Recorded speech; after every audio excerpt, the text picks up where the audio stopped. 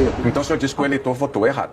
Ele votou errado. Ele votou com as informações que ele tinha. Tá, mas as informações que ele tinha não diziam. Mas de fato, candidato, independentemente, desculpe, só com relação a isso, independentemente de ter fortalecido ou não, o fato é que integrantes do governo do PT foram pegos em atos de corrupção pelos mecanismos de controle e anticorrupção, independentemente de quem os fortaleceu ou não. Isso é fato. Eu volto a repetir, será que uma autocrítica, um pedido de desculpas, um meia-culpa, o senhor mencionou a Petrobras, mas é fato, todas as investigações da Lava Jato apuraram isso, e as nomeações de diretores da Petrobras passavam, sim, pelo presidente Lula, pelo então presidente Lula. A gente sabe, inclusive, que Renato Duque era, dentro da Petrobras, segundo a Lava Jato, responsável pela propina do PT. O presidente Lula se encontrou com Renato Duque no aeroporto de Congonhas para falar sobre as denúncias de corrupção. Ele confessou isso, né?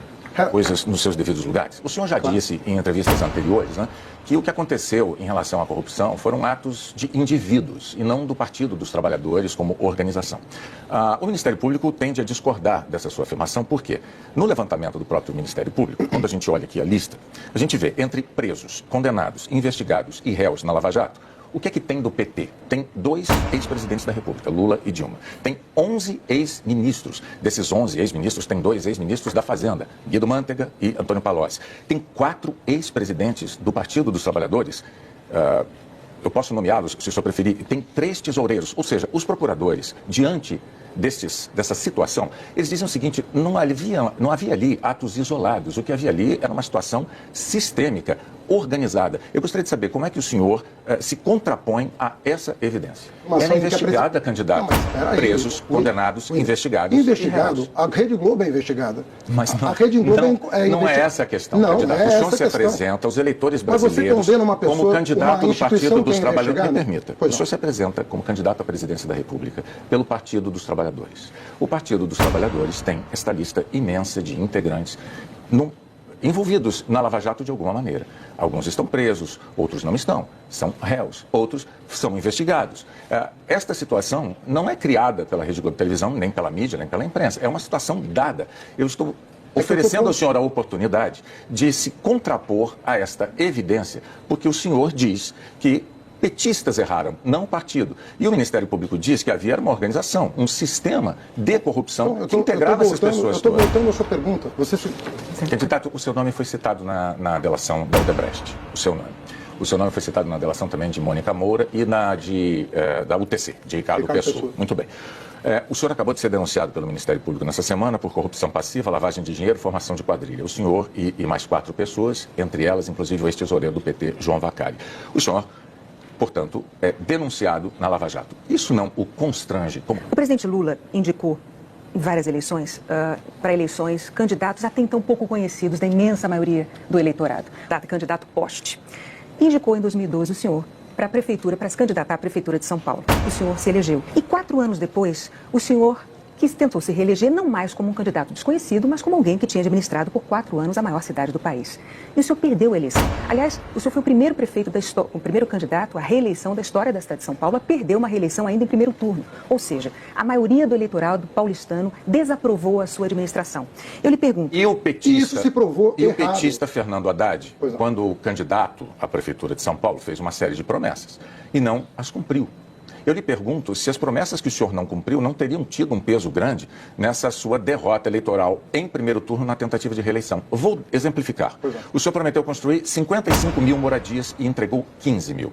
O senhor prometeu construir 43 unidades básicas de saúde. O senhor entregou 12 de 43. No fim do seu mandato, havia quase 500 mil de paulistanos, 500 mil pessoas, esperando para fazer um exame médico. Essa fila era uma fila de 500 mil de paulistanos. Na área da segurança pública, o senhor prometeu contratar 2.000 guardas civis.